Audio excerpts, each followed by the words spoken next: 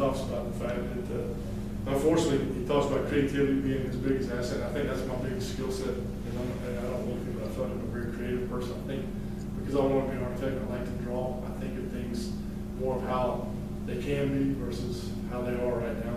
And, vision and all those things. But that was, what I found fascinating with him was he didn't care.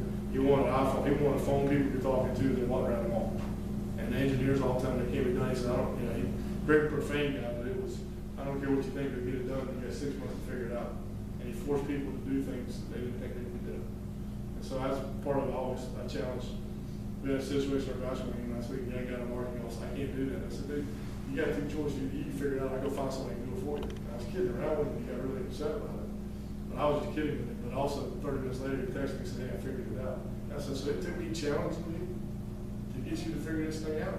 I'm like, I would have never told my boss I couldn't do something. I said, yes, sir, I would figure it, and I would spend the next 4 hours trying to figure it out, not fighting for it.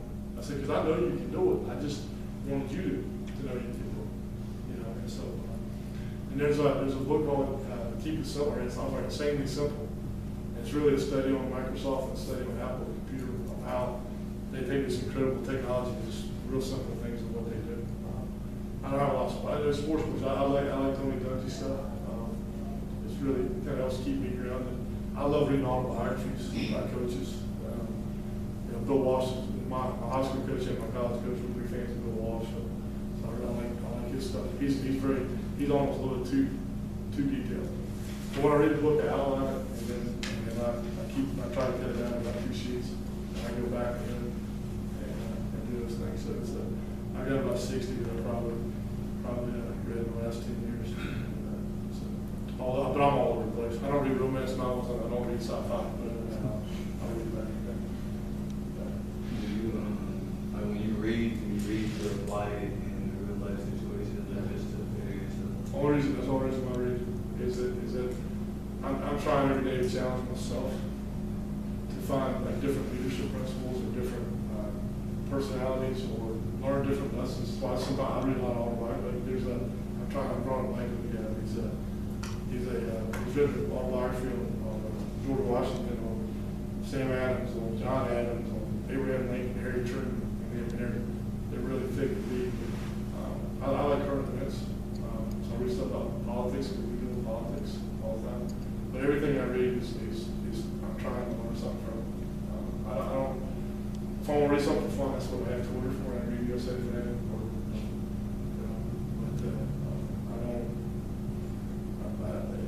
you reach a point in life, I think sometimes it's just, you don't want to waste time with it. And I give a book about 20 pages if I don't like it, I give it to someone else. But it's the constant learning process. It's every day I'm trying to find something. So like when y'all were watching that football game last night, I was actually reading the book. So I didn't really care if it was Illinois and Western Michigan. I didn't care if it was. So yeah, it's almost something portrait book. What else you got? Anybody want to do sports as a career? Sports agent.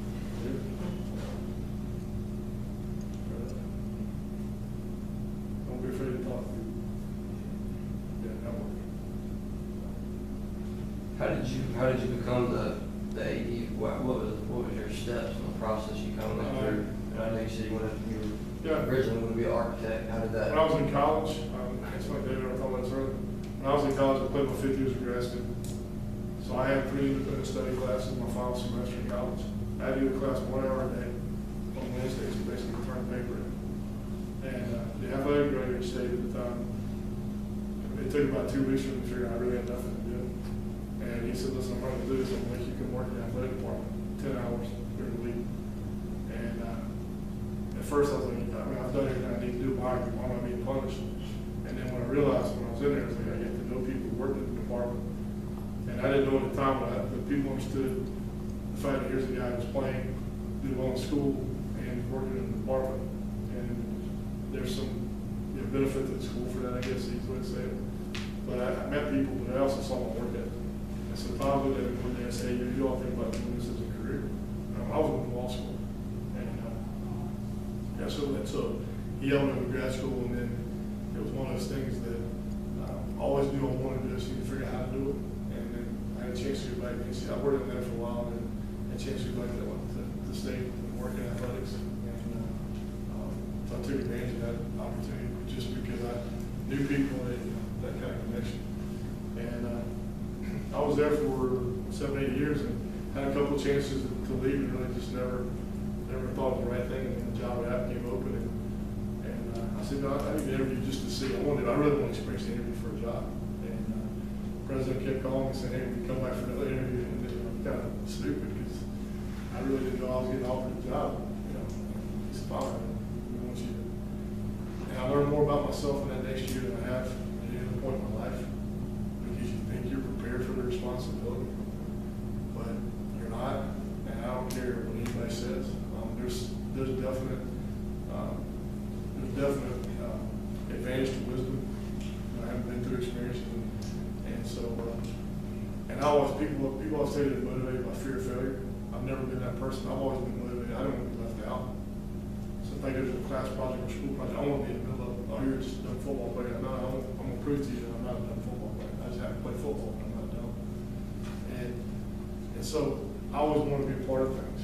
And so that's that part of me. But also, because of that personality trait, I would get in situations where two people are arguing with each other and they're mad. And I had a coach one time tell me, he says, we can't agree on, two basketball coaches couldn't agree on whatever the practice discussions. And I'm like, okay, well, y'all figure it out. So I'm like, deal with it. No, we can't figure out what we want you. Because we don't want to be mad at each other, we want to be mad at you.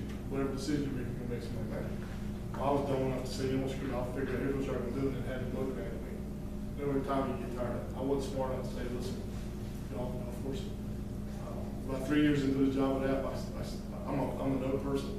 So I kept a file. And if I did something wrong, or I felt like there was a situation to learn from, I'd write a little note and throw it in that file. And over a period of time, about once a year, I'd go back and put it in the outline. So when I took the job at Georgia State, I had an outline, a seven-page outline of things that I felt like I'd done wrong at app doing this job for the first time. And the biggest mistake I made was when I first got to app. To me, it was all about producing results, always producing results. And I didn't really focus on the relationships. And I realized after about 3 or 4 or 5 years there that I really needed to build some relationships to get these tasks accomplished. But I wanted to prove everybody was the smartest guy and the most prepared guy. A little paranoid that I could do the job. I was 34 when I did the job. So I needed to prove people that I could handle responsibilities. I went to Georgia State. First day I was there, they said, hey, you can hire a new tennis coach. I went, wow. So we'll be 4 months into the search, we can't find him, we need to hire somebody else. I said, we're not going to hire him today. I said, if you're going to hire somebody today, then hire whoever y'all going to hire, I'll deal with it. But I'm not going to make that decision today without, I'm going to focus on getting to know people on campus, our donors, our staff, and then I'll worry about making personnel decisions. And I'm so fortunate for having that experience, I'll never make that mistake again. But I had to go through it to understand it. I think too many times now everybody's afraid of making mistakes. My son, he's terrified. He's a basketball player. He's so scared to death he's going to turn the ball over and get pulled out of the game. That he'll turn the ball over and get pulled out of the game. And I'm like, let me explain something to you. Everybody makes mistakes. How you react to it, how you deal with it. Nobody's perfect. And so that's the advice in that regard. Just focus on people, and you'll solve your problems. What else? Yes, ma'am. What did you say the name of that first book was? It's called Generation IY. Tell me how much you guys make. ELMORE. And for every book I sell for him, he gives me $1 back. So it's and I call him once a month and tell him I've mentioned him 58 times. So he actually does some consulting stuff with us. But it's not a really easy read, but if you take your time reading through it, it'll explain your generation. You'll learn more about yourself than you ever did. You realize how true you are. I read on a flight back from California to Charlotte, and I walked in front of my wife and I was a trip, and I said, here, read this book. She said, wow, I said, is this going to explain our kids, and it's going to explain your team. And it's that, and he's dead on it. So I'll make that one. First day of Georgia State, we bought 200 copies, and we gave our whole staff. I said, here, you guys complaining about not being able to coach kids or relate to them, here it is. Explain to you pretty simple. Speaking of Tim, Are you utilizing any of the Habitude series at all? We're gonna start. I need to get the budget solved first, and we did that this past year, so we're gonna actually start getting do our SAC group, and Tim's actually got a guy who I didn't notice until we met with one of the sales guys a couple weeks ago, but he's actually a former Georgia State baseball player, and so that to me is more important than having Tim, because now these foreign kids saying, hey, here's what I do for a living, here's I don't know, by the way, 15 years ago, I was sitting down here just like you guys were, so I'm pretty fired up about that. Yeah, that's awesome. And that connection, and it's a matter of talking to people to make that connection. So,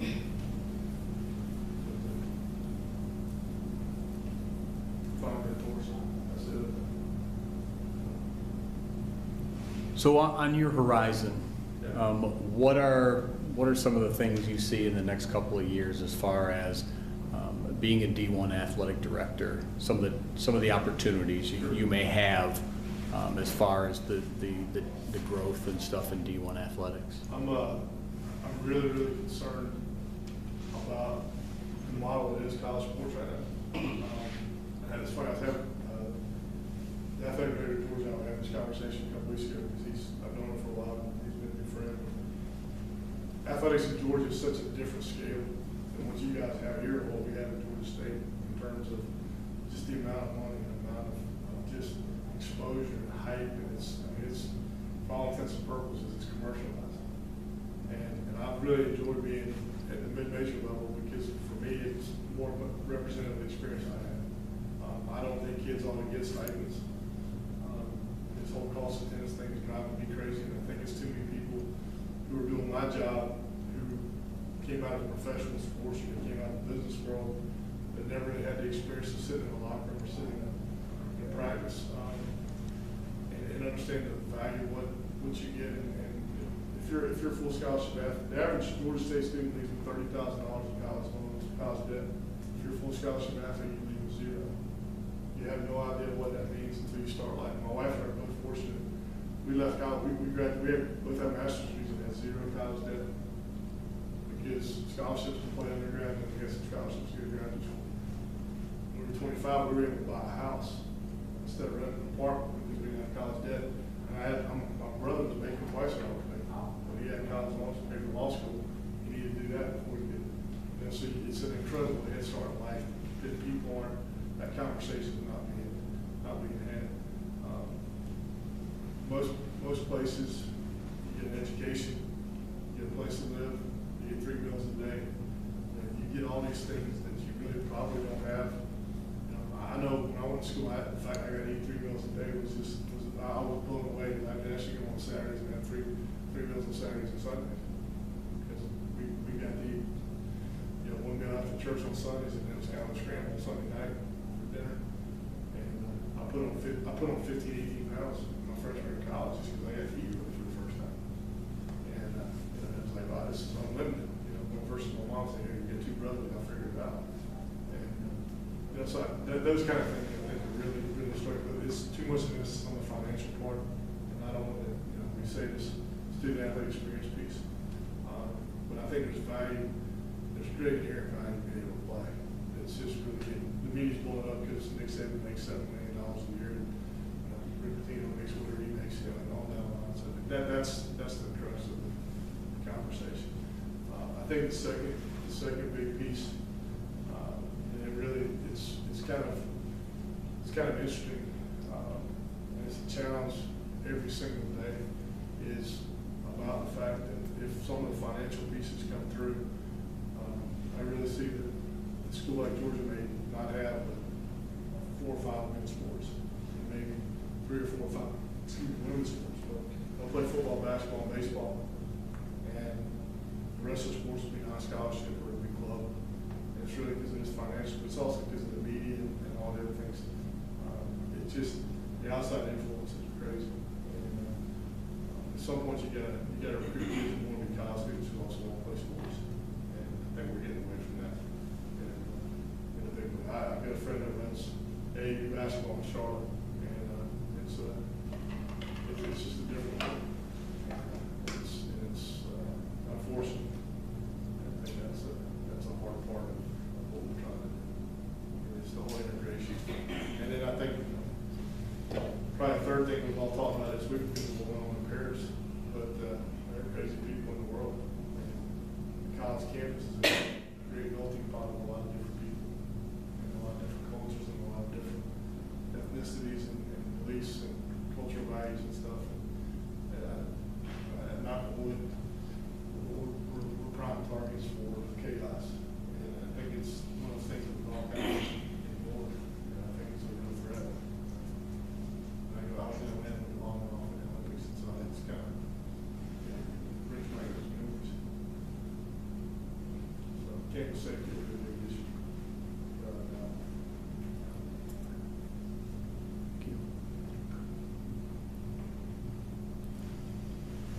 Well,